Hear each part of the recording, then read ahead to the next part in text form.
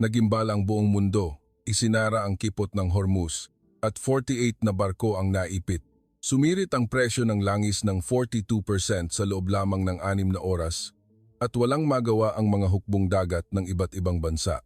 Ngunit iisang barko lamang ang nakalusot sa blockade. Hindi ito isang aircraft carrier ng Amerika o isang barkong pandigma.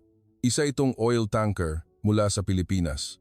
Sa salaysay ng isang opisyal ng militar ng Amerika na sumubaybay sa buong pangyayari sa real-time mula sa Combat Operations Center ng 5th Fleet, may mga detalyeng kagimbal-gimbal. Naisip kong nababaliw na ang mga Pilipinong iyon, aniya. Ang buong kwento ng makasaysayang pangyayaring iyon ay isisiwalat ngayon. Ang pangalan ko ay Jason Bradley, isang commander sa hukbong dagat ng Estados Unidos at Chief of Staff for Operations ng 5th Fleet. 22 taon na ako sa serbisyo at 14 na taon na akong nagpapatrolya sa katubigan ng Gitnang Silangan. Kabisado ko ang bawat agos at daloy ng tubig sa Persian Gulf. At alam ko ang mga patakaran sa paglalayag ng mga barkong dumaraan sa kipot ng Hormuz na parang sarili kong palad. Ngunit ng gabing iyon, kinailangan kong muling pag-isipan ang lahat ng aking nalalaman tungkol sa isang bansang tinatawag na Pilipinas. Nagsimula ang araw na iyon ng ganito. Sa Manama, Bahrain, sa ikalawang basement ng gusali ng Command Headquarters ng U.S.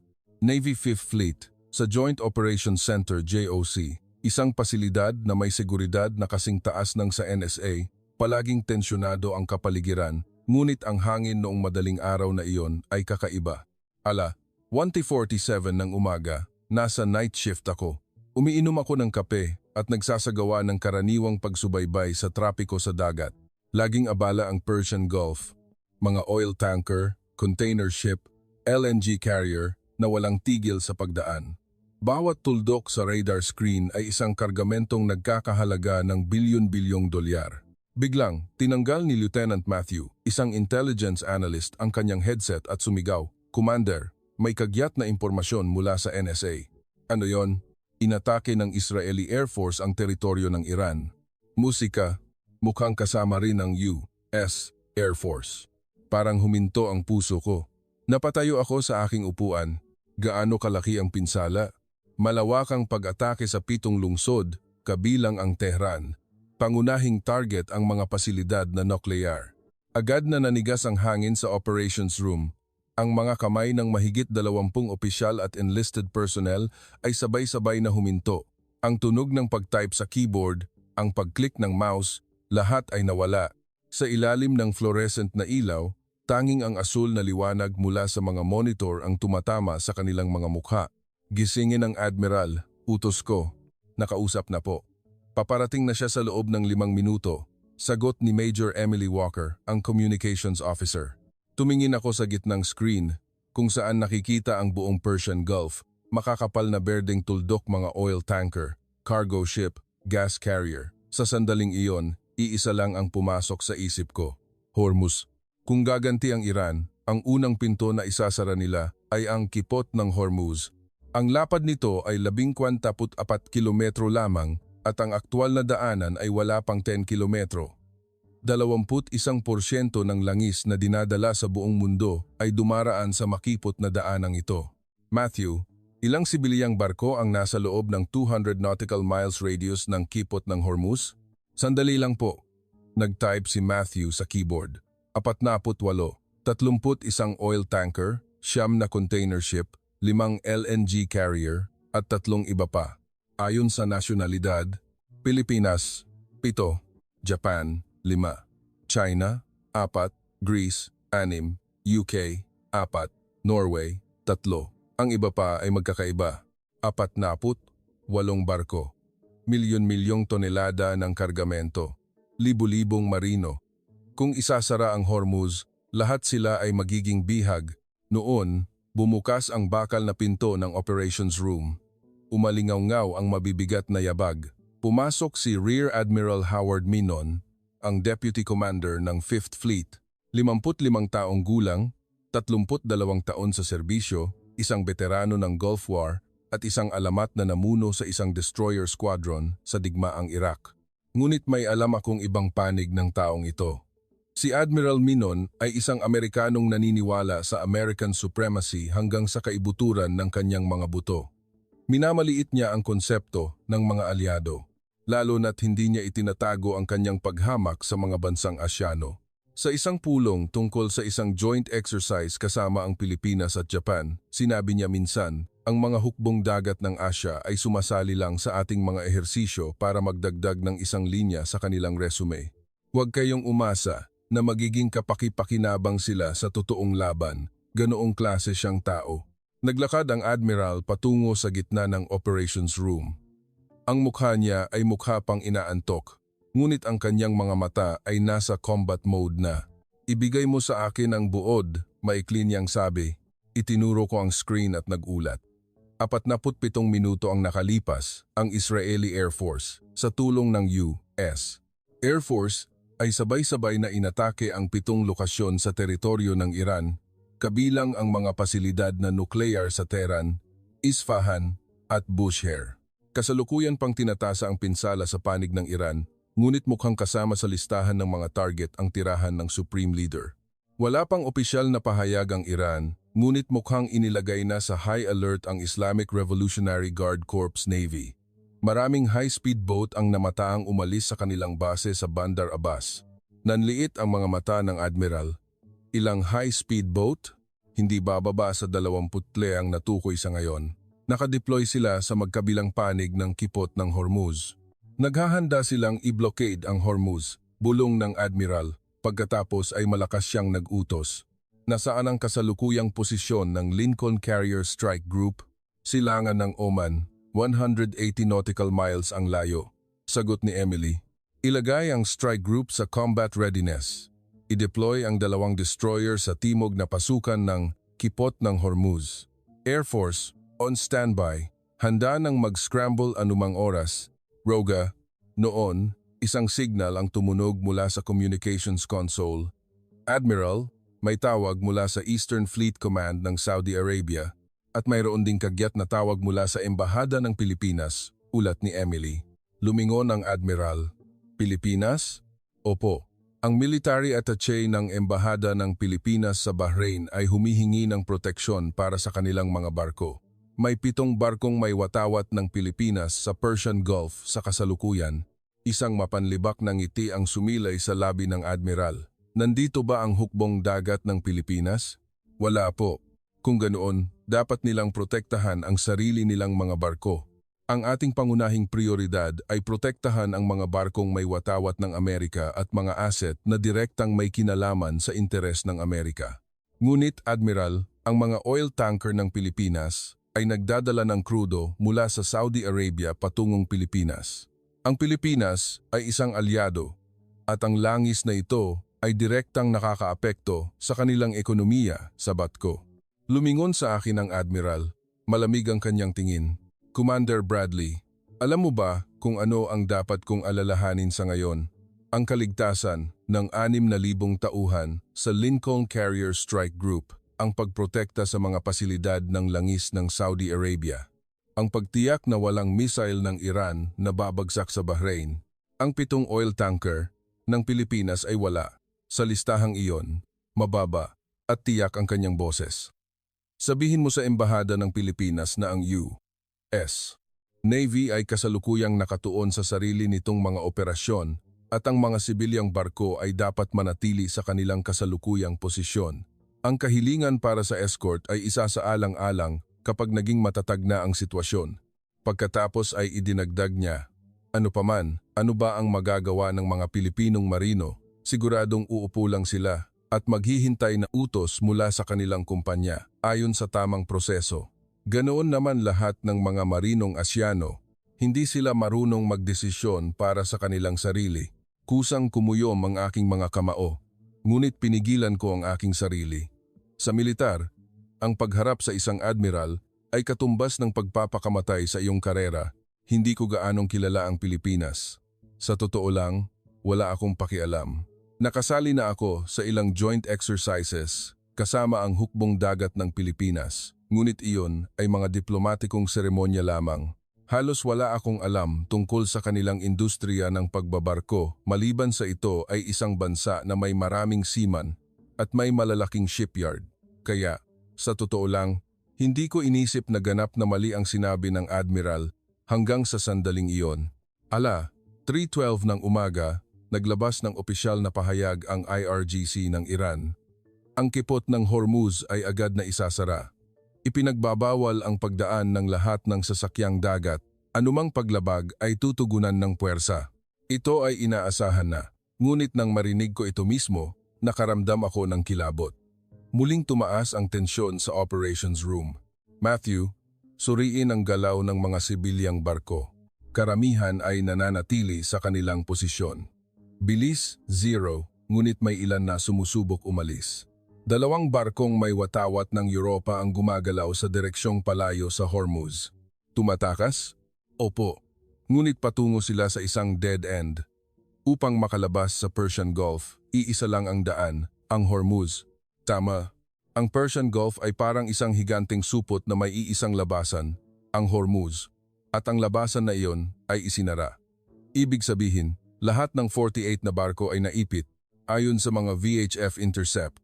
Ang mga shipping company ng iba't ibang bansa ay abala sa pakikipag-ugnayan sa kanilang mga headquarters. Inutusan ng Maersk ang lahat ng kanilang barko na manatili sa posisyon, ganoon din ang 3 shipping company ng Japan, pati na rin ang COSCO ng China. Lahat ay naghihintay. Iyon ay isang malinaw na desisyon.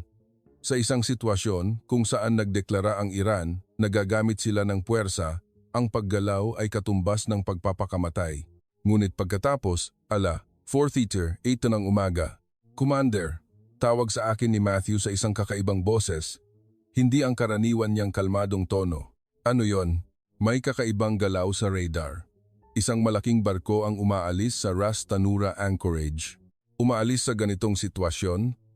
Anong bansa? Sinuri ni Matthew ang data ng AIS. May watawat ng Pilipinas.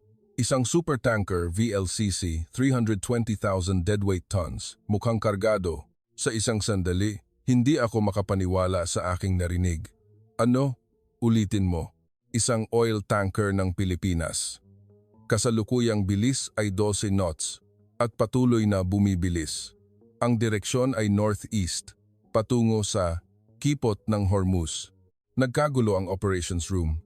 Maraming opisyal ang tumayo mula sa kanilang mga upuan at tumingin sa gitnang screen. Sa radar screen, isang berdeng tuldok ang kitang-kitang gumagalaw. Lahat ng ibang tuldok ay nakatigil. Tanging ang tuldok na iyon ang mabilis na gumagalaw. Si Emily, na nakatayo sa tabi ko, ay bumulong. Nababaliw ba sila? Sa tingin ko rin, sabi ko. Inilapag ng Admiral ang kanyang tasa ng kape at nagtanong, anong kaguluhan yan? Isang oil tanker ng Pilipinas ang umalis sa daungan at patungo sa Hormuz, ulat ko. Tumingin ang Admiral sa screen. Pinagmasdan niya ito ng mga 5 segundo, pagkatapos ay suminghal. Siguro, hindi pa alam ng kapitan ang sitwasyon. Sa loob ng 10 minuto, uutusan siya ng kumpanya niya na huminto. Huwag ninyong pansinin. Ngunit Admiral, hindi nila pinatay ang kanilang AIs. Sadyang ipinapakita nila ang kanilang posisyon. Mukhang may plano sila. Plano?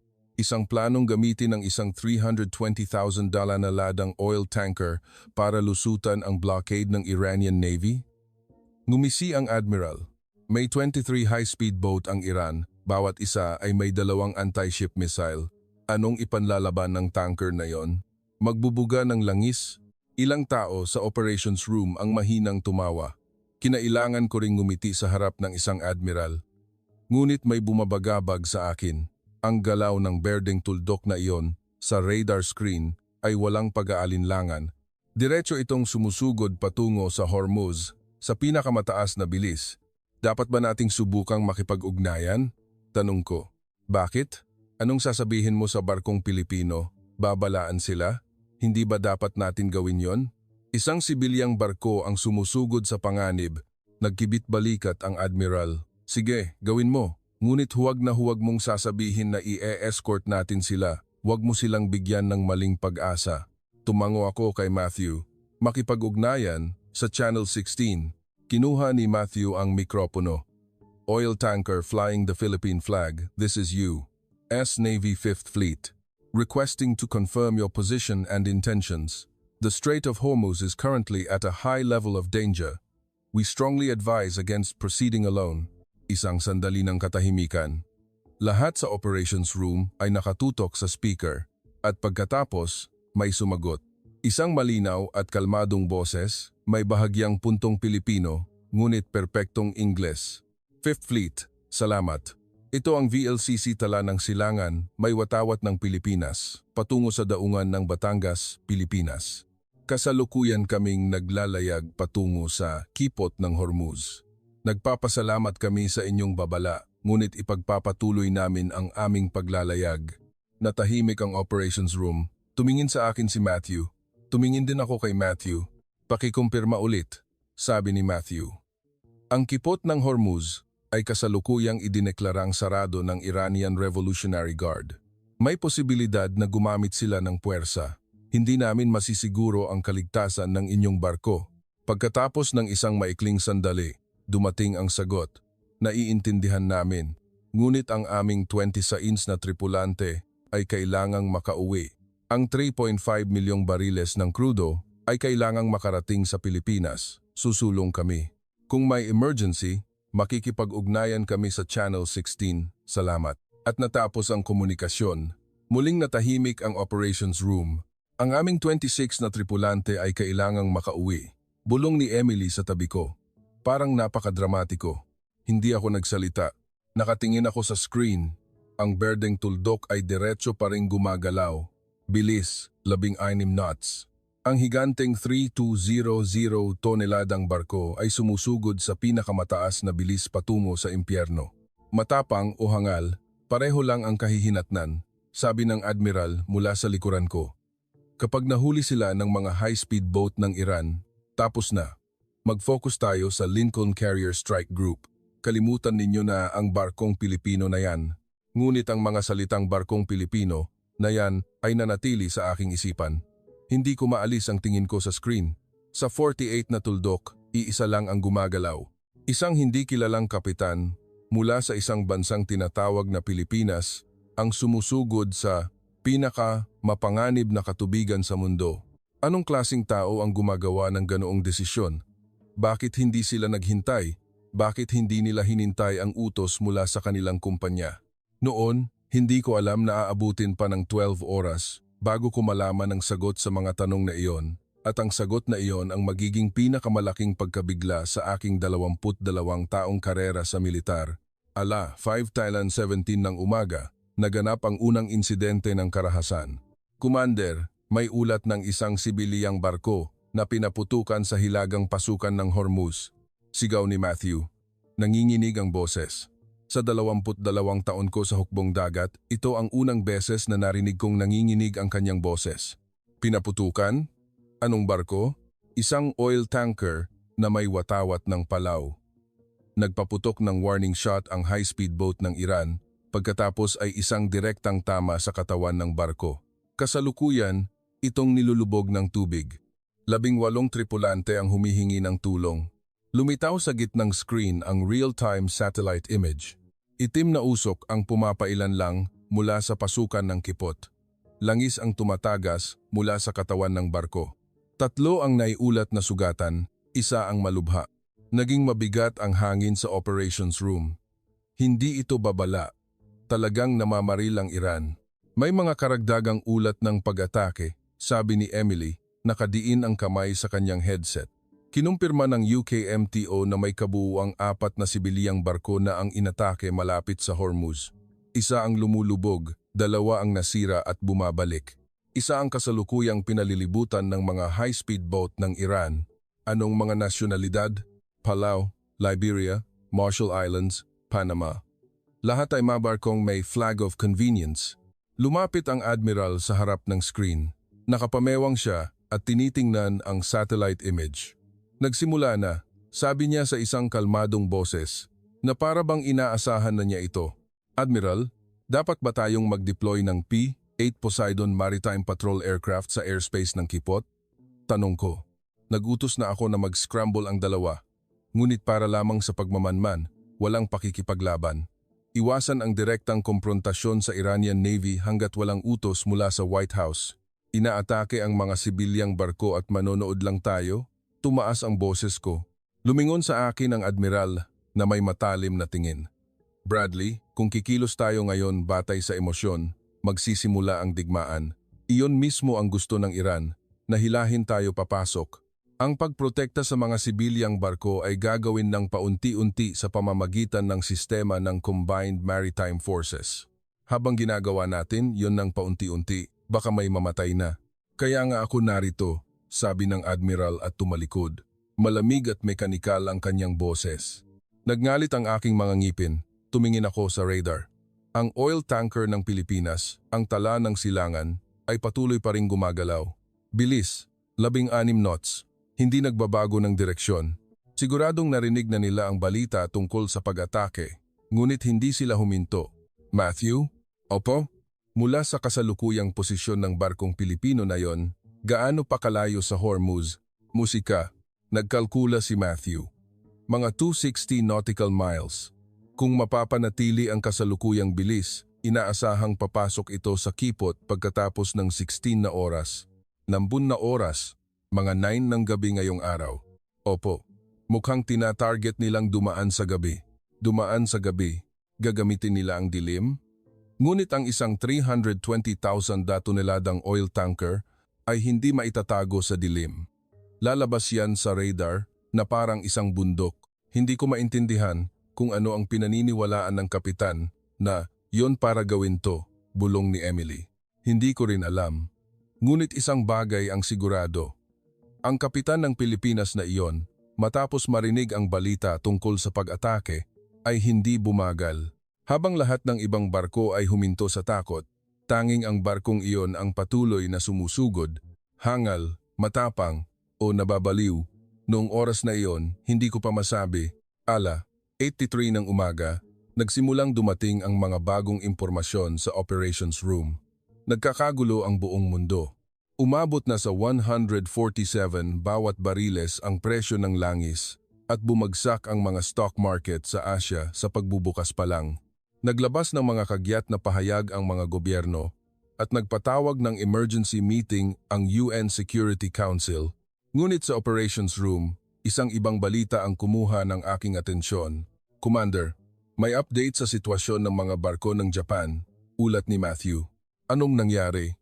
3 oil tanker na may watawat ng Japan ang hinarang ng IRGC. Lahat ay nasa silangang bahagi ng Gulf. Kasalukuyan silang hinihila patungo sa teritoryo ng Iran malapit sa Bandar Abbas. Dinakip? Sa katunayan, inutusan ng mga headquarters ng Japanese shipping companies ang lahat ng kanilang barko na sumuko agad, huwag lumaban, at sundin ang mga utos. Sinasabing ligtas ang mga tripulante, ngunit ang mga barko at kargamento ay nasa ilalim na ng kontrol ng Iran. Sumingit ang admiral. Kita nyo? Yan ang normal na reaksyon. Humigop siya ng kape at nagpatuloy. Kapag nagdeklara ang Iran ng blockade, ang mga sibilyang barko ay dapat maghintay o sumuko. Yan ang protocol. Yan ang common sense. Gumawa ng tamang desisyon ang Japanese shipping companies. Ang kaligtasan ng mga tripulante ang pangunahing prioridad. Ngunit 3 oil tanker ng Japan. Gaano karaming langis yon? Nagkalkula si Matthew.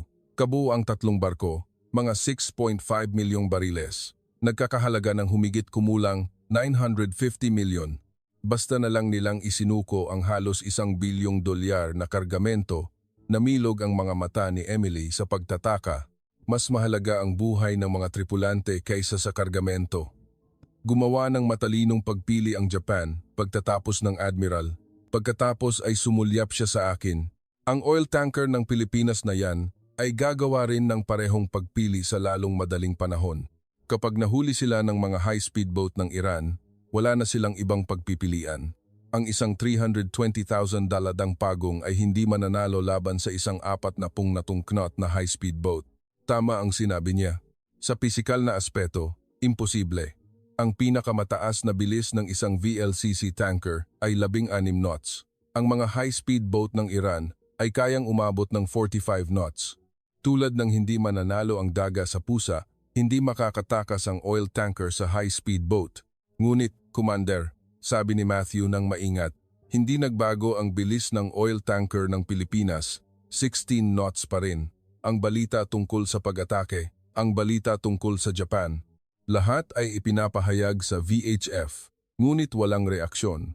Ayon sa mga VHF intercept, mayroong tala ng komunikasyon sa headquarters ng shipping company sa Pilipinas. Ngunit ang interesante, ano yon? Kahit pagkatapos ng komunikasyon, hindi bumagal. Hindi namin alam kung ano ang sinabi ng kumpanya, ngunit ang resulta ay patuloy pa ring gumagalaw ang barkong iyon. Binalewala nila ang utos ng kumpanya? Tanong ni Emily na may pagtataka sa mukha. Hindi namin makumpirma. Ngunit ipinapahiwatig ng mga pangyayari na ganoon nga. Natahimik sandali ang operations room. Natahimik din sandali ang admiral. Pagkatapos ay suminghal siya at umiling.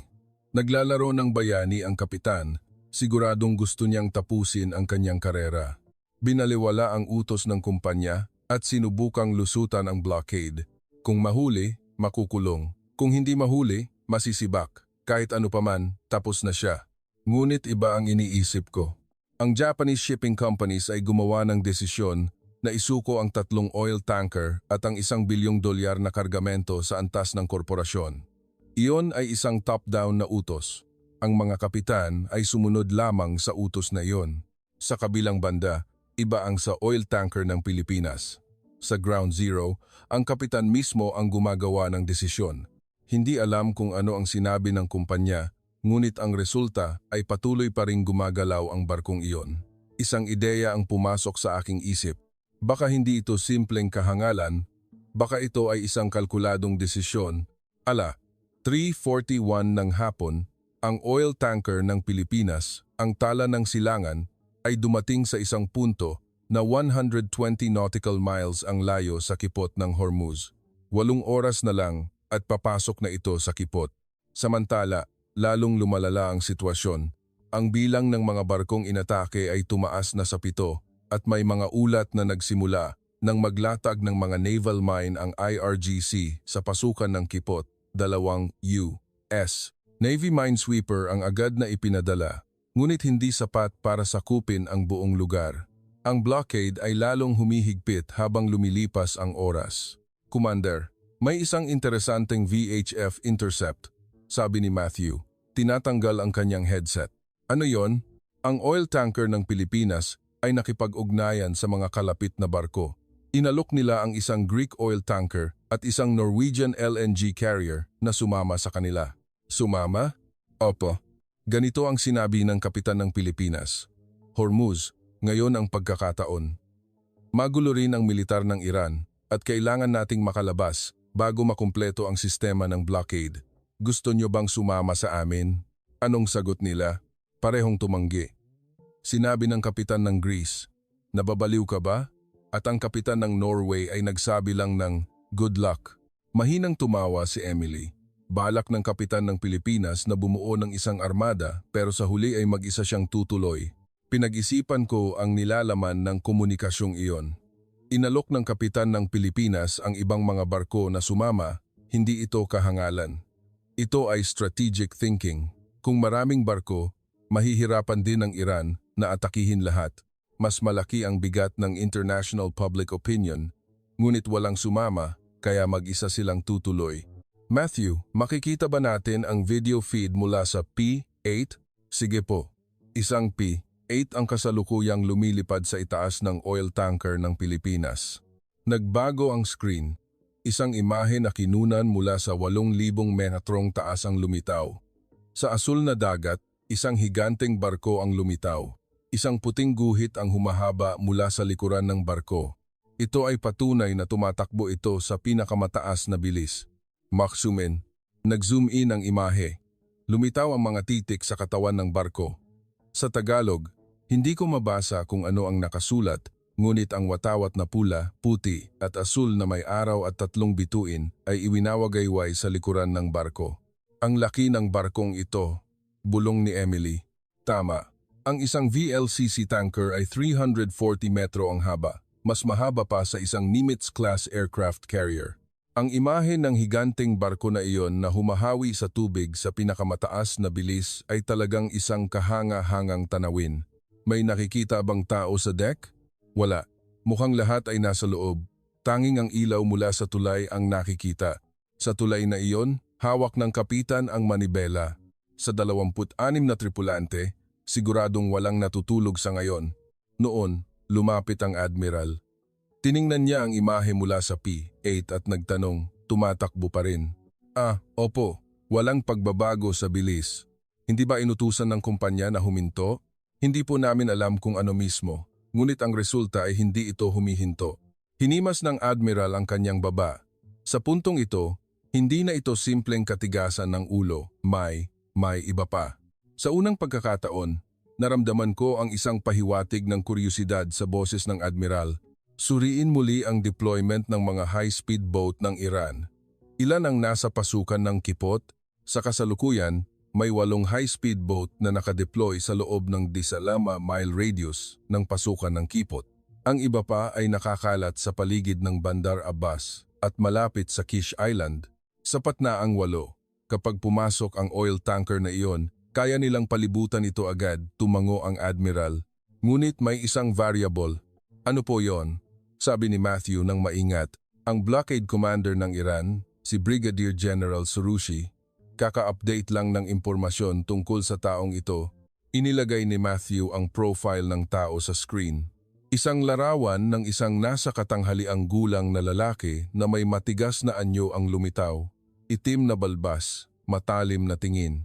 Riza Soroushi, Brigadier General, IRGC Navy, o 47 taong gulang. Naging commander ng Hormuz Defense sa loob ng 12 taon. Mayroon siyang palayaw. Ano yon? Ang berdugo ng Kipot. Natahimik ang operations room. Bakit ganoon ang palayaw niya? 6 na taon na ang nakalipas. Sa isang operasyon laban sa illegal fishing, pinalubog niya ang 5 dayuhang fishing boat. Hindi niya sinagip ang mga tripulante at 3 taon na ang nakalipas. Nang dakpin niya ang isang cargo ship ng UAE, binaril at sinugatan niya ang 3 tripulante. May mga ulat na sadya siyang namaril, hindi warning shot. Isang baliw, kumunot ang noo ni Emily. Isang hardliner, tipikal sa IRGC. Mas gusto niyang gumamit ng puwersa kaysa makipagnegosasyon at partikular na galit sa mga dayuhang barko. Tumingin ako sa screen. Sa tabi ng larawan ni Brigadier General Soroushi, ipinapakita ang ruta ng oil tanker ng Pilipinas. Sa loob ng ilang oras, magtatagpo ang 2 iyon. Alam kaya ng kapitan ng Pilipinas ang tungkol sa taong ito? Tanong ko. Malamang hindi, sagot ni Matthew. Kung alam niya, hihinto kaya siya? Walang sumagot. 9:14 ng gabi, ang oil tanker ng Pilipinas, ang tala ng silangan, ay dumating sa isang punto na 45 nautical miles ang layo sa pasukan ng Kipot ng Hormuz. Ang hangin sa operations room ay banayad na nagbago. Walang nagsasalita, ngunit lahat ay nakatingin sa berdeng tuldok na iyon sa gitnang screen. Kahit na ginagawa nila ang kani-kanilang mga trabaho, paminsan-minsan ay napapasulyap ang kanilang mga mata doon. Sa totoo lang, ganoon din ako. Mahigit 2 oras ko nang sinusubaybayan ang galaw ng tuldok na iyon. Hindi ito bumagal, hindi nagbago ng direksyon. Diretso itong sumusugod sa impyerno sa pinakamataas na bilis. Commander, may galaw ang mga high-speed boat, ulat ni Matthew na may tensyon sa boses. 3 sa 8 na nakadeploy sa pasukan ng Kipot ay gumagalaw patimog, patungo sa direksyon ng oil tanker ng Pilipinas. Naghahanda ng harangin. Hindi pa malinaw, ngunit mukhang bumubuo sila ng isang interception formation. Bumilis ang tibok ng puso ko. Magsisimula na. Ilipat sa video feed mula sa P8. Nagbago ang screen. Ito ay isang infrared image sa gabi. Sa ibabaw ng dagat, isang malaking maliwanag na tuldok ang nagniningning. Iyon ang tala ng silangan. Dahil sa init mula sa makina, napakaliwanag nitong tingnan sa infrared camera. At sa harap nito, 3 mas maliliit na maliwanag na tuldok ang mabilis na papalapit. Iyon ang mga high-speed boat ng Iran. Distansya sa oil tanker ng Pilipinas, 35 nautical miles. Bilis ng mga speedboat, 38 knots. Inaasahang magkakaengkwentro sa loob ng humigit kumulang 55 minuto. Lumapit ang admiral sa gitna ng operations room. Nakapamewang siya at nakatingin sa screen. Sa wakas, malapit nang matapos, sabi niya sa isang kalmadong boses. Admiral, dapat ba nating ipaalam sa oil tanker ng Pilipinas ang sitwasyon? Tanong ko. Tumingin sa akin ang Admiral. Bakit? Hindi ba nila alam na papalapit ang 3 high-speed boat ng Iran? Maaaring makita ito ng kanilang radar, ngunit baka hindi nila alam ang eksaktong intensyon. Kung ipapaalam natin, may magbabago ba? Hihinto ba sila? Maaari man lang silang maghanda. Nag-isip sandali ang Admiral, pagkatapos ay tumango. Sige, makipag-ugnayan ka, ngunit huwag mong sabihin na makakatulong tayo. Huwag mo silang bigyan ng maling pag-asa. Kinuha ni Matthew ang mikropono. Tala ng silangan, this is U.S. Navy 5th Fleet. 35 nautical miles ahead of you. 3 high-speed boats of the Islamic Revolutionary Guard Corps are moving towards your direction. Estimated contact in approximately 55 minutes. Lumipas ang mga 10 segundong katahimikan. Pagkatapos ay may sumagot. 5th Fleet, salamat. Kinumpirma na rin ng aming radar. Naghahanda na kami? Isang kalmadong boses. Masyadong kalmado na kakaiba. 3 high-speed boat ng Iran ang sumusugod, ngunit walang kahit katiting na panginginig sa boses. Karagdagang impormasyon, ang mga high-speed boat na iyon ay armado ng C-802 anti-ship missiles at 20mm cannons. Isang maikling sandali ng katahimikan, kinumpirma, salamat, iyon lang. Kahit na narinig ang impormasyon tungkol sa mga anti-ship missile, hindi sila bumagal. Tumingin sa akin si Emily. Okay lang ba talaga ang mga taong yon? Hindi ko alam. Ito ay isang tapat na sagot. 10:08 ng gabi. Ang mga high-speed boat ng Iran ay lumapit sa oil tanker ng Pilipinas sa layong 12 nautical miles. Isang broadcast sa Farsi ang nagsimula sa VHF. Isinasalin ang intercept, sabi ni Matthew. Sa operations room, isang Farsi language specialist, si Hassan Jibari, ang naka-standby. Siya ay isang Iranian-American na dating nagtrabaho para sa CIA, utos na huminto. Lahat ng barko ay dapat patayin agad ang makina at maghintay ng utos. Ito ay utos mula sa Islamic Revolutionary Guard Corps. Uulitin ko, ang reaksyon ng oil tanker ng Pilipinas? Walang pagbabago sa bilis, nanatili sa 16 knots. Binaliwala nila ang utos na huminto. Nanliit ang mga mata ng Admiral. Mukhang ganoon nga. 5 minuto ang lumipas. Ang mga high-speed boat ng Iran ay lumapit sa layong 5 nautical miles. Isang mas apurahang boses ang umalingaw-ngaw sa VHF. Pangalawang utos na huminto. Oil tanker na may watawat ng Pilipinas, patayin agad ang makina. Ito ang huling babala. Kung hindi susunod, gagamit kami ng puwersa. Ibang boses. Mukhang mas mataas ang ranggo. Ang tensyon sa operations room ay umabot sa sukdulan. Lahat ng opisyal ay nakatutok sa screen. Ang pag-type sa keyboard, ang pag-click ng mouse, lahat ay huminto. At pagkatapos, may sumagot mula sa oil tanker ng Pilipinas, ngunit hindi sa Ingles, sa Farsi. Ano? Gulat na lumapit ang Admiral. Nagsimulang magsalin ng sabay si Hassan. Isang Pilipinong tripulante ang sumasagot sa Farsi. Kagalang-galang na Revolutionary Guard, kami ay isang sibilyang oil tanker na may watawat ng Republika ng Pilipinas. Nagdadala kami ng krudo mula Saudi Arabia patungong Pilipinas. Wala kaming anumang masamang hangarin laban sa Iran at hindi kami kasangkot sa digmaan. Ang aming 26 na tripulante ay may mga pamilyang naghihintay. Hinihiling namin ang ligtas na pagdaan. Natahimik ang operations room. Marunong mag-Farsi ang Pilipinong tripulante, sabi ni Emily na may di makapaniwalang ekspresyon. Napakagaling. Tumpak ang bigkas at angkop ang paggamit ng mga magagalang na salita. Hindi ito pangunahing antas ng komunikasyon. Ito ay isang taong nakauunawa sa kultura ng Iran, sabi ni Hassan na may paghanga. Nagbago rin ang ekspresyon ng Admiral. Hindi na isang mapanlibak na mukha kundi interes, kuryosidad. Naghanda sila, bulong ng Admiral. Tama, ang kapitan ng Pilipinas na iyon ay hindi basta-basta sumugod. Inasahan niya na makakaharap niya ang Iran at naghanda ng isang tripulanteng marunong mag-Farsi. Sa unang pagkakataon, nawala ang paghamak sa tono ng Admiral. May sumagot mula sa panig ng Iran sa VHF. Nagsalin si Hassan, Sumagot ang isang opisyal ng Iran. Naiintindihan namin ang inyong sitwasyon, ngunit sa kasalukuyan, sarado ang kipot ng Hormuz. Ang pahintulot na dumaan ay dapat manggaling sa Tehran. Patayin ang inyong makina at maghintay. May sumagot mula sa panig ng Pilipinas. Nagpatuloy sa pagsasalin si Hassan. Naiintindihan namin. Ngunit ang aming 26 na tripulante ay may mga pamilyang naghihintay. May mga ama na may maliliit na anak. May mga anak na lalaki na sumusuporta sa kanilang matatandang ina. Wala kaming kinalaman sa digmaan. Hindi ba't may matagal ng pagkakaibigan ng Iran at Pilipinas? Umaasa kami sa matalinong pagpapasya ng kagalang-galang na opisyal.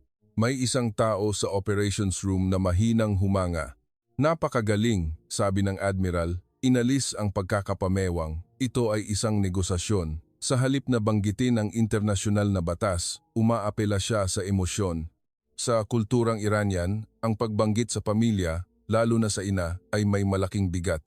Malinaw na alam ng Admiral ang kultura ng Iran. 30 taon na siya sa gitnang silangan, ngunit ang isang Pilipinong tripulante na alam iyon ay nakakagulat. Ano sa tingin mo ang magiging resulta? Tanong ko. Umiling ang Admiral. Si Brigadier General Soroushi ang commander. Sa kanyang personalidad, hindi siya matitinag ng mga apela tungkol sa pamilya. 10 minuto ang lumipas. Muling may signal mula sa panig ng Iran sa VHF. Naging seryoso ang mukha ni Hassan. Sabi nila, aakyat sila para mag-inspeksyon. Iniuutos na ibaba ang hagdan.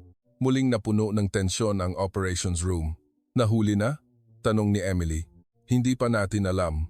Pagkatapos ng inspeksyon, maaari silang payagang dumaan o dakpin, sagot ni Matthew. Tumingin ako sa imahe mula sa P-8. Ang oil tanker ng Pilipinas ay bumabagal. Mula 16 knots pababa sa 12, 8, 5, at pagkatapos ay huminto. Ang higanteng barko ay huminto sa gitna ng dagat. 2 high-speed boat ang dumikit sa katawan ng barko. Sa infrared image, maliliit na anyo ng tao ang umaakyat sa hagdan.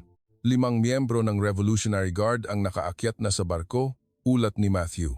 Lahat sa operations room ay nagpigil ng hininga. Wala kaming magawa. Tanging ang pagtingin mula sa infrared camera sa taas na 8,000 metro. 30 minuto ang lumipas. Walang komunikasyon. Ang barko sa screen ay nananatiling nakatigil sa dagat kasama ang 2 high-speed boat na nakadikit dito. Ang ikatlong high-speed boat ay umiikot sa layong 100 metro para magmanman. 40 minuto ang lumipas. Bakit ang tagal? Sabi ni Emily na may pag-aalala. Maaaring matagalan ang pagsusuri ng mga dokumento. Sa isang 320,000 toneladang oil tanker, siguradong napakaraming papeles, sagot ng Admiral. Ngunit may bahagyang tension din sa kanyang boses. Noon, umalingaw-ngaw ang VHF. Ito ay isang komunikasyon sa Farsi mula sa panig ng Pilipinas. Nagsalin si Hassan. Ang Pilipinong tripulante ay nakikipag-usap sa opisyal ng Iran. Opisyal, ang krudo sa aming barko ay 3.5 milyong bariles. Hindi ito langis ng Iran, ito ay langis ng Saudi Arabia na mula sa isang bansang kalaban ng Iran. Kung kukumpiskahin ng Iran ang langis na ito, mananahimik ba ang Saudi Arabia? Mas magiging komplikado ang internasyonal na alitan. Ang pagpayag na dumaan kami ay para rin sa interes ng Iran. Humanga ang Admiral. Matalino. Mula sa apela sa emosyon, lumipat sa interes. Nagulat din ako. Nagsimula ang Pilipinong tripulante sa kwento ng pamilya at ngayon ay nagbibigay siya ng mga geopolitical na argumento. Gumagamit siya ng maraming estratehiya para kumbinsihin ang opisyal ng Iran. 5 minuto ang lumipas, may sumagot mula sa panig ng Iran. May banayad na pagbabago sa mukha ni Hassan. Anong sabi nila? Tanong ko. Pinayagan na silang dumaan. Isang mahinang buntong hininga ng ginhawa ang umalingaw-ngaw sa operations room. Ngunit may isang kondisyon, nagpatuloy si Hassan.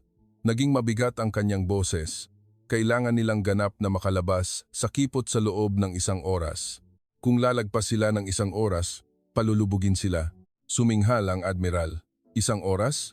Ang kipot ay 54 kilometro ang lapad, iyon ay 27 nautical miles. Para makadaan sa loob ng 1 oras, kailangan ng bilis na hindi bababa sa 27 knots. Imposibleng maabot ng isang VLCC tanker ang 17 na knots. Nagbigay sila ng isang imposibleng kondisyon. Sa katunayan, tinatanggihan nilang padaanin pagsusuri ni Matthew. Mula sa VHF, umalingaw-ngaw ang boses ng Pilipinong tripulante sa Farsi, nagsalin si Hassan. Tinatanggap namin. Natahimik ang operations room. Ano? Tanong muli ng Admiral. Sabi niya, tinatanggap nila, sabi ni Hassan na may di makapaniwalang ekspresyon. Tinatanggap ang isang imposibleng kondisyon? Sigaw ni Emily. Tumingin ako sa imahe mula sa P-8. Ang mga miyembro ng Iran ay bumababa na sa hagdan. Umalis ang mga high-speed boat sa katawan ng oil tanker at nagsimulang tumaas ang temperatura ng makina ng oil tanker ng Pilipinas. Sa infrared image, lalong nagliwanag ang likurang bahagi ng barko. Ang bilis ay tumataas. 10 knots, 12, 14, 16. 10 knots? Binasa ni Matthew ang mga numero. 10 knots, isang VLCC. 18 knots. Tumataas pa rin. Lahat sa operations room ay nakatutok sa screen. 19 knots. Imposible. Isang 320,000 toneladang barko na tumatakbo ng 19 knots. Lumapit ang Admiral sa harap ng screen. Ang nominal na maximum speed ng isang kargadong VLCC ay 16 knots. Ang 19 knots ay lampas na sa design limit. Siguradong overloaded ang makina, pagsusuri ni Matthew. Lalagpas na sa 20 knots, sigaw ni Emily. Isang wow ang umalingaw-ngaw sa buong operations room. Imposible. Isang 300,000 toneladang barko na tumatakbo ng 20 knots. Hindi ito makatuwiran sa pisikal na aspeto, bulong ng Admiral. Ngunit hindi nagsisinungaling ang mga numero. Ang bilis sa radar ay malinaw na lumampas sa 20 knots. Pinapasabog nila ang boiler sa emergency power. Ganap na binabaliwala ang mga safety limit at itinutulak ang makina sa sukdulan. Maaaring sumabog ang boiler, sabi ni Matthew. Natahimik ang operations room. Sa barkong iyon, may 26 na tao at 3.5 milyong bariles ng krudo. Kung sasabog ang boiler, hindi na ito isang oil tanker, kundi isang bomba. Isinusugal ng kapitan na iyon ang buhay ng kanyang mga tripulante. Nagbago na ang boses ng Admiral. Nawala na ang paghamak. Sa halip, ibang emosyon na pagkamangha. Magsimula na ang countdown ng 1 oras. Simula ngayon, nagpakita si Matthew ng isang countdown clock sa screen. 60 minuto, 59, 58. Ang oil tanker ng Pilipinas ay sumusugod patungo sa kipot bilis, 20 knots. Tinanggap ang isang imposibleng kondisyon at lumikha ng isang imposibleng bilis. Ngunit malamig ang matematika. Ang paglalakbay ng 27 nautical miles sa bilis na 20 knots ay aabutin ng 81 minuto. Talagang imposible sa loob ng 60 minuto. Natitirang oras, 45 minuto. Ang oil tanker ng Pilipinas ay pumasok na sa loob ng kipot ng Hormuz. Sa imahe mula sa P-8, nakikita na ang magkabilang baybayin. Sa kaliwa, Iran. Sa kanan, Oman. Sa gitna ng pinakamapanganib na kipot sa mundo, isang 320,000 toneladang oil tanker ang sumusugod sa pinakamataas na bilis, pinapanatili ang 20 knots. Ngunit, Commander, salungat ang agos, ulat ni Matthew. Salungat? Gaano kalakas? Mga 3 knots. Ang aktwal na bilis sa ibabaw ng lupa ay 12 knots lamang. Kung ganoon, anong oras kumpara sa natitirang distansya? May 12 nautical miles pa bago makarating sa katubigan ng Oman. Sa bilis na 15 knots, aabutin ito ng 42 minuto. Ang countdown clock ay nasa 45 minuto, kulang ng 3 minuto. 3 minuto, bulong ko. 3 minuto, 180 segundo. Ang pagkakaibang iyon ang magpapasya sa buhay o kamatayan.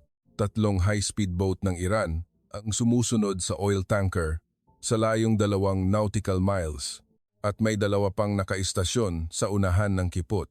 Sa kabuuan, 5 barko ang bumubuo ng isang pincer formation. Si Brigadier General Surushi mismo ang tila direktang namumuno mula sa Bandar Abbas. dumalas ang komunikasyon sa VHF. Nakatayo ang Admiral sa gitna ng operations room, nakapamewang at nakatutok sa screen. Isang ganap na ibang ekspresyon kumpara sa 12 oras na nakalipas. Nawala na ang mapanlibak ng ngiti. "Bradley?" Tawag sa akin ng Admiral. "Opo, Admiral? Anong pangalan ng kapitan ng oil tanker ng Pilipinas na yan?" Iyon ang unang tanong niya. 2 oras na nakalipas, tinawag niya itong barkong Pilipino na yan. Hindi pa po natutukoy. Hindi ipinapakita ng AIs ang pangalan ng kapitan. "Alamin mo." "Opo, alamin mo ang pangalan niya. Gusto kong malaman kung sino ang taong gumagawa ng ganitong mga desisyon." Tumango ako. Ngunit hindi ito mahanap ni Matthew. Natitirang oras, 35 minuto. Muling may komunikasyon sa Farsi sa VHF. Nagsalin si Hassan. Si Brigadier General Soroushi mismo ang nakikipag-ugnayan. "Oil tanker ng Pilipinas, sa kasalukuyang bilis, hindi ninyo malalampasan sa takdang oras. Patayin agad ang makina." Ito ang huling babala. May sumagot mula sa panig ng Pilipinas. Katahimikan, hindi sumasagot ang oil tanker ng Pilipinas. "Binalewala nila?" tanong ni Emily. "Ngayon ay hindi oras para makipagnegosasyon, kundi para mag-focus sa paglusot," sagot ko. Natitirang oras, 30 minuto. "Commander, may pagbabago sa bilis," sabi ni Matthew. May bahagyang tensyon sa boses. Tumaas o bumaba? Bumababa. 19 knots. 18. 17. Bakit? Sinusuri ang intercept. May nahagip na internal communication, sa Tagalog, isinasalin. Pressure sa boiler. Number 1, lumampas na sa critical threshold. Panganib ng pagsabog, bawasan ang power. Mukhang boses ng chief engineer. Nasira ang isang boiler, nagngalit ang mga ngipin ng Admiral. Napansin ko rin noon kung bakit nagngalit ang mga ngipin ng Admiral. Hindi niya namamalayan, kumampi na siya sa oil tanker ng Pilipinas. 16 knots. Huminto doon ang bilis. Ibawas ang agos, ang aktwal na bilis ay 13 knots lamang. Sa bilis na ito, aabutin ng 55 minuto para makarating sa katubigan ng Oman. Ang countdown clock ay nasa 3 minuto, kulang ng 25 minuto, sa matematika, imposible. Natitirang oras, 25 minuto. Muling umalingaw-ngaw ang boses ni Brigadier General Soroushi sa VHF. "Oil tanker ng Pilipinas, malapit nang maubos ang oras. Kung hindi kayo hihinto, magpapaputok kami." May sumagot mula sa oil tanker ng Pilipinas. Sa Ingles naman ngayon, narinig namin ito ng direkta. "This is the civilian oil tanker Tala ng Silangan, flying the flag of the Republic of the Philippines. We are exercising the right of innocent passage under international maritime law. We are a civilian merchant vessel and have no hostile intent. If attacked, it will be a violation of international law, and the Philippine government will respond strongly." Natahimik ang operations room. Ipinasok niya ang international na batas, bulong ng Admiral. "Epektibo ba yon?" tanong ni Emily. "Hindi kay Soroushi," tiyak na sabi ng Admiral. "Ngunit hindi iyon para marinig ng Iran, para sa atin yon. Alam niyang nakikinig ang Amerika at nag-iiwan siya ng ebidensya. Kung aatake ang Iran sa hinaharap, ito ang magiging patunay ng paglabag sa internasyonal na batas." Tumingin ako sa Admiral. Ang pagsusuri ng taong 12 oras na nakalipas ay tinawag itong barkong Pilipino na yan ay tumpak. Naramdaman ng Admiral ang aking tingin at sinabi ng mapait, "Hindi ordinaryong tao ang kapitan na iyon." Natitirang oras, 20 minuto. Nagsimula ng magpaputok ng warning shot, sigaw ni Matthew. Musika. Sa imahe mula sa P-8 kumislap ang mga liwanag. Mga tracer round na pinaputok mula sa mga high-speed boat ng Iran ang bumagsak sa dagat 400 metro sa harap ng oil tanker ng Pilipinas. Tumalsik ang mga haligi ng tubig. Isang buntong hininga ang umalingaw-ngaw sa operations room. "Punyeta," nagmura ang Admiral. Sa mahigit 20 taon kong pagtatrabaho sa tabi niya, ito ang unang beses na narinig ko siyang magmura. "Kailangan nating mag-scramble, Admiral," sabi ko ng apurahan. "Magpadala lang tayo ng 2 F-18, aatras na ang mga high-speed boat ng Iran. Manonood lang ba tayong mamatay sila?" Tumingin sa akin ang Admiral. Sa kanyang mukha, kitang-kita ang pag-aalinlangan. Isang ekspresyon na hindi ko pa nakita. Hindi maaari, Bradley. Kung makikialam tayo, gagamitin itong dahilan ng Iran para magdeklara ng all-out war. Ang 6,000 tao sa Carrier Strike Group at lahat ng 48 na barko sa Gulf ay malalagay sa panganib. Kaya okay lang na mamatay ang 26 na tao? Tumaas ang boses ko. Sa unang pagkakataon sa 21 taong karera ko, sinigawan ko ang aking superior. Hindi sumagot ang admiral. Nakatingin lang siya sa screen. Natitirang oras, 15 minuto. Pangalawang warning shot. Mas malapit ngayon, 200 metro sa unahan. Ang landas ng mga tracer round ay malinaw na naitala sa imahe mula sa P8. Hindi huminto ang oil tanker ng Pilipinas. Saan gawa ang mga taong yan? Bulong ni Emily. Natitirang oras, 10 minuto. Nagbabago ang agos. Sigaw ni Matthew. Ano? Nagbabago mula sa ebb tide patungong flood tide. Nagbabago ang agos mula sa salungat patungong pabor. Magsisimulang itulak ng tubig ang oil tanker ng Pilipinas. Gaano kalakas? Kapag ganap ng nagbago, may pakinabang na mga 3 knots, ngunit aabutin ng 15 minuto para ganap na magbago. 15 minuto, tapos na ang countdown. Iyon ang problema. Natitirang oras, 5 minuto. Kinumpirma na ang utos na magpaputok. Nagsalin si Hassan na may maputlang mukha. Si Brigadier General Soroushi mismo ang nag-utos, palubugin yan. Nanigas ang operations room. Sa imahe mula sa P8, nagsimulang magpaputok ang mga high-speed boat ng Iran. Hindi na tracer rounds, kundi totoong bala. 20mm cannon fire ang tumama sa katawan ng oil tanker ng Pilipinas. Sa infrared image, nagliwanag ang tinamaang bahagi. Ang tunog ng bakal na tinatamaan ng bala ay umalingaw-ngaw sa VHF. Isang matinis at tuloy-tuloy na tunog. Kinumpirma ang tama. Tinamaan ng cannon fire ang oil tanker ng Pilipinas sa likurang bahagi, sabi ni Matthew, nanginginig ang boses. May sunog! Usok ang pumapailan lang mula sa likurang deck. Isang tunog na parang sigaw ang umalingaw-ngaw sa operations room. Kinuyom ko ang aking mga kamao, ang aking mga kuko ay bumaon sa aking palad. Ang pakiramdam ng kawalan ng magawa ay bumibigat sa buong katawan ko. Admiral, pakiusap. Ito ay isang pagsusumamo.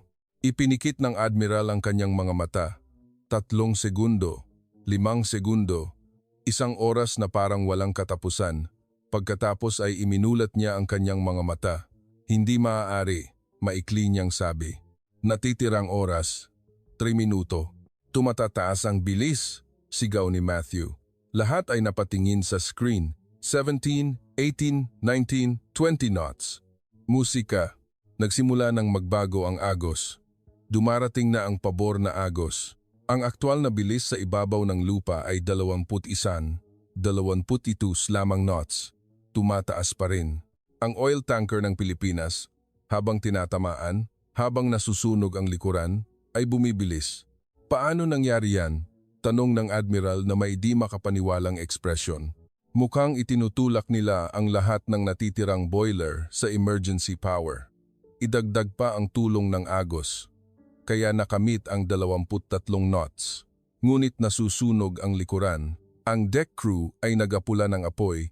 Kasabay nito, ang engine crew ay bumibilis. Ginagawa nila ang 2 bagay ng sabay-sabay. Natitirang oras, 2 minuto.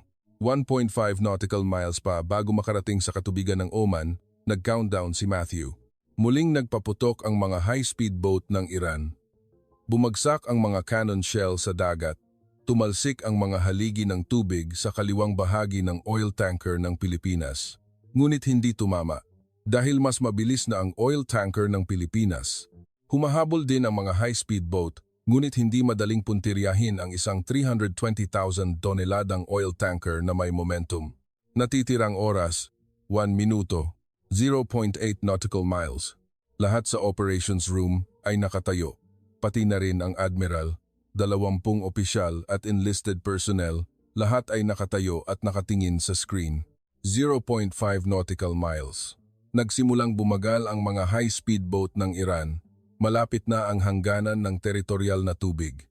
Kung papasok sila sa katubigan ng Oman, magdudulot ito ng internasyonal na alitan. 0.3 nautical miles. Tumigil ang putukan, 0.1 nautical miles. Ganap nang huminto ang mga high-speed boat ng Iran. Nasa katubigan na ng Oman, sigaw ni Matthew. Sumabog ang operations room. Umalingaw-ngaw ang sigawan. Tumalon si Emily. Itinaas ni Matthew ang kanyang dalawang kamay. Nagpalakpakan ang mga communications personnel. At si Hassan ay napaupo sa kanyang upuan, humihinga ng maluwag.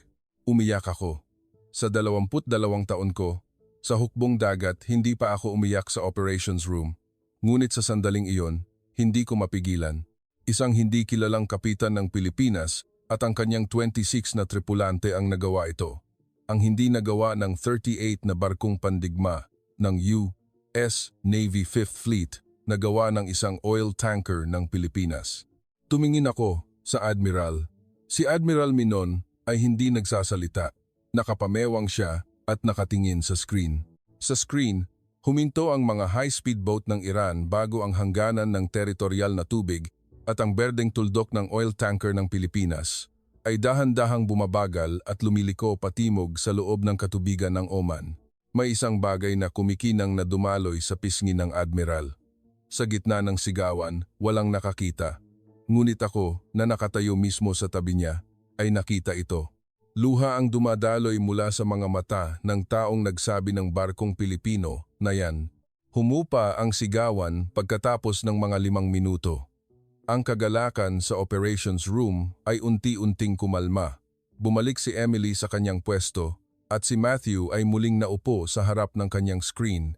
Isinuot muli ng mga communications personnel ang kanilang mga headset at bumalik sa trabaho. Ngunit hindi ko inalis ang tingin ko sa Admiral. Si Admiral Minon ay nanatiling nakatayo sa harap ng screen. Nakapamewang siya at sinusubaybayan ang ruta ng oil tanker ng Pilipinas. Ang berdeng tuldok na iyon ay malalim na ngayon sa katubigan ng Oman at ang bilis ay bumaba na sa 12 knots.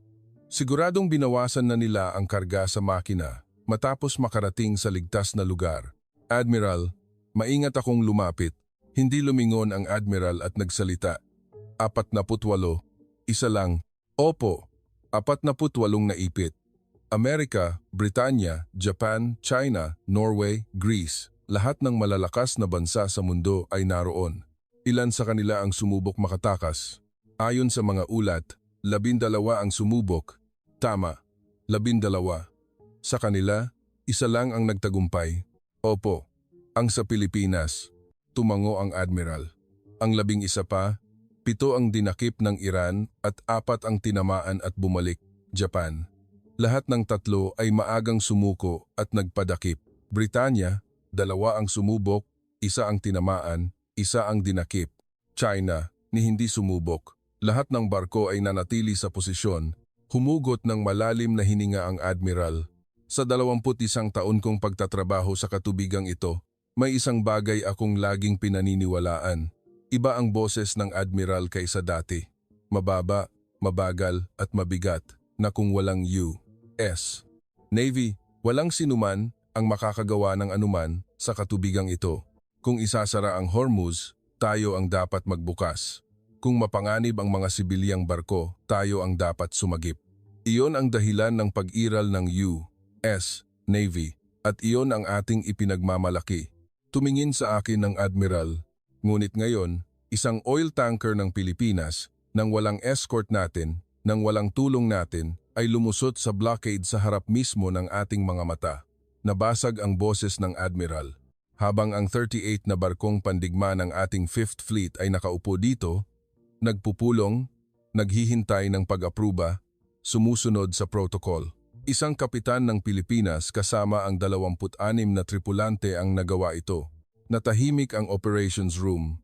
Lahat ay nakikinig sa sinasabi ng Admiral at nagawa niya iyon sa pamamagitan ng pagtanggi sa utos ng kumpanya. Pagtanggap sa isang imposibleng kondisyon, pagtulak sa boiler hanggang sa punto ng pagsabog at pagtitiis sa tama ng kanyon. Itinuro ng Admiral ang screen. Ang berdeng tuldok ng oil tanker ng Pilipinas ay papunta sa timog, sa kahabaan ng baybayin ng Oman. Alam mo ba kung ano yan, Bradley? Isang oil tanker po. Hindi. Umiling ang Admiral. Iyon ay determinasyon. Isang desisyon na ginawa sa ground zero batay sa sariling paghuhusga, sa sariling pananagutan at sa pamamagitan ng pagsusugal ng buhay. Iyon ang isang bagay na nawala sa atin. Wala akong masabi. Tumalikod ang Admiral at naglakad patungo sa kanyang opisina. Bago buksan ang pinto, huminto siya at lumingon. Sabi mo kanina, humiling ang Embahada ng Pilipinas ng proteksyon para sa kanilang mga mamamayan, tama? Opo, tawagan mo sila. Sabihin mo na ang U.S. Fifth Fleet ay nagpapahayag ng aming paggalang sa katapangan ng mga Pilipinong marino. At kung kailangan nila ng escort mula Oman hanggang Pilipinas, magpapadala tayo ng isang destroyer para samahan sila. Tumingin sa akin si Emily na may pagtataka sa mukha. 12 oras na nakalipas, ito ang taong nagsabi, nandito ba ang hukbong dagat ng Pilipinas? Kung ganoon, dapat silang mag-ingat sa sarili nila. Roger, Admiral, isinara ng Admiral ang pinto ng kanyang opisina. Matagal kong tinitigan ang saradong pinto na iyon. 2 linggo pagkatapos noon, ang oil tanker ng Pilipinas, ang tala ng silangan, matapos ang isang 14-tang araw na paglalakbay, ay dumaong sa Batangas, Pilipinas. Sa likurang bahagi nito, may 17 butas ng 20mm cannon fire at isang bahagi ng deck na nasunog. Isa sa 2 boiler ay ganap na nasira. Ngunit lahat ng 26 na tripulante ay ligtas. Napanood ko ang balitang iyon sa isang news flash sa headquarters sa Bahrain. Ipinakita sa screen ang pagdaong ng tala ng silangan sa Batangas Port. Daan-daang tao ang nagtipon sa pier at nang bumaba ang mga tripulante, tumakbo ang kanilang mga pamilya para yakapin sila. Isang asawa ng tripulante ang may kargang maliit na anak na babae at umiiyak. Kinarga ng tripulante ang kanyang anak at may sinabi, "Hindi ko naintindihan ang Tagalog." Ngunit ang imahe ng maliit na batang babae na mahigpit na yumakap sa leeg ng kanyang ama at nakangiti ay hindi nangailangan ng anumang pagsasalin. Ang tagpong iyon ang nagpaiyak sa akin. Sa pangalawang pagkakataon sa 22 taon ko sa hukbong dagat. "Commander," sabi ni Matthew sa tabi ko. "Natukoy na po ang pangalan ng kapitan." "Anong pangalan?" "Jose Reyes. 48 taong gulang, 23 taon nang naglalayag, nagtatrabaho sa iisang shipping company sa loob ng 18 taon. Ang espesyal, nag-aral siya ng marine transportation sa isang universidad sa Pilipinas at nag-minor din sa Middle Eastern Studies." "Middle Eastern Studies?" "Opo, nag-aral siya ng Arabic at Farsi sa kolehiyo. Kaya pala siya nakipag-usap ng direkta sa opisyal ng Iran, 23 taon ng Middle Eastern Studies. Siguradong patuloy niyang pinahusay ito sa praktika. Mukhang ganoon nga, marami rin siyang karanasan sa pagdaong sa mga daungan ng Iran." Tumango ako. Noon, nagugnay-ugnay na ang lahat. Si Kapitan Jose Reyes ay hindi isang hangal. Siya ay isang taong nakauunawa sa kultura ng Iran, nag-aral ng Farsi at kabisado ang bawat agos at daloy ng tubig sa kipot na ito sa loob ng 20 taon niyang paglalayag dito. Ang naipon na karanasan at paghuhusga na iyon ang sumabog sa loob ng 12 oras na krisis. 1 buwan pagkatapos noon, nagbigay ako ng isang talumpati sa isang U.S. Navy Crisis Management Seminar sa Washington. Ang paksa ay isang case analysis ng isang sibiliyang barko na lumusot sa blockade ng Hormuz ng mag-isa. Sa seminar room, mayroong 12 Navy admirals, 8 opisyal ng Department of Defense at 5 NATO liaison officers, kabuuang 24 na tao. Ipinakita ko sa screen ang radar track ng oil tanker ng Pilipinas, ang iisang tuldok na gumagalaw sa gitna ng 48 na tuldok. Ang tuldok na ito ay ang oil tanker ng Pilipinas, ang tala ng silangan, sabi ko. Si Kapitan Jose Reyes, 26 na tripulante, nagdadala ng 3.5 milyong bariles ng krudo, ay mag-isang lumusot sa blockade ng Iranian Revolutionary Guard. Natahimik ang buong bulwagan. Ano ang dapat nating matutunan sa pangyayaring ito? Sa tingin ko, may 3 bagay. Nagbago ang screen. Una, ang kahalagahan ng paghuhusga sa ground zero. Nagpasya si Kapitan Reyes na umalis sa kabila ng utos ng kumpanya na maghintay. Maaring mukhang hindi ito lohikal, ngunit ang resulta ay ang natitirang 47 na barko ay naipit sa loob ng average na 97 na araw na nagdulot ng isang 28 bilyong pagkabigla sa pandaigdigang merkado ng krudo. Ang independiyenteng paghuhusga ng commander sa ground zero ay minsan mas tumpak kaysa sa utos mula sa headquarters. Ilang admiral ang tumango. Pangalawa, ang lakas ng magkakaibang kakayahan. Ang team ni Kapitan Reyes ay may tripulanteng marunong mag-Farsi, may pangunawa sa kultura ng Iran, at may malalim na kaalaman sa mga pattern ng tide sa kipot. Hindi ito nagkataon. Ito ay profesionalismo na naipon sa loob ng 23 taon ng paglalayag sa iisang ruta. Mas nauunawaan ng mga Pilipinong marino ang katubigang kanilang nilalayagan kaysa sa inaakala natin. Naalala ko ang berdeng tuldok na nakikita ko araw-araw sa operations room. Pangatlo, ang kahulugan ng determinasyon. Bahagyang nanginginig ang aking boses. Tinanggap ni Kapitan Reyes ang panganib na sumabog ang boiler. Hindi siya huminto kahit na pinapuputukan ng kanyon. Sumulong siya. Alam niya na ang buhay ng 26 na tripulante ay nakasalalay sa kanyang desisyon. Hindi ito kahangalan. Ito ay kalkuladong katapangan. Tumpak na pagtatasa sa sitwasyon, pagsasamantala sa pinakamagandang pagkakataon, at determinasyon na panagutan ang resulta. Iyon ang saloobin ng isang tunay na commander. Umalingaw-ngaw ang palakpakan sa bulwagan. Pagkatapos ng talumpati, habang bumababa ako, nakita ko si Admiral Minon na nakaupo sa likurang hanay. Nandoon siya sa buong talumpati ko. Tumayo ang Admiral at lumapit sa akin. Magaling, Bradley. Salamat, Admiral. Isang bagay pa. Ngumiti ang Admiral. Ito ang unang pagkakataon na nakita kong ngumiti ang matigas na mukha na iyon, na ang mga Pilipinong iyon ay nagawa ito ng una sa atin. Hindi ito ang ating kahihiyan. Ano po ito kung ganoon?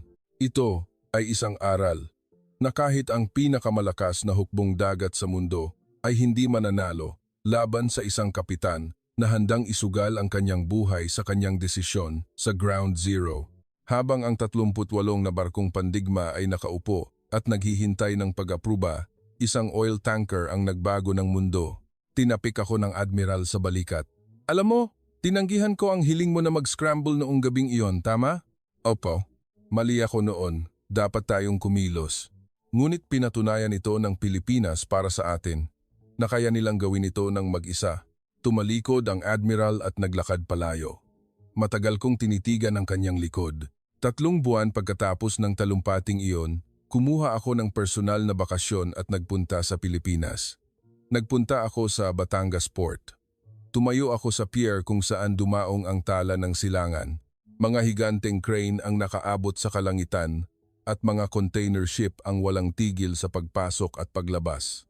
Narinig ko na isa ito sa mga pangunahing daungan sa rehiyon.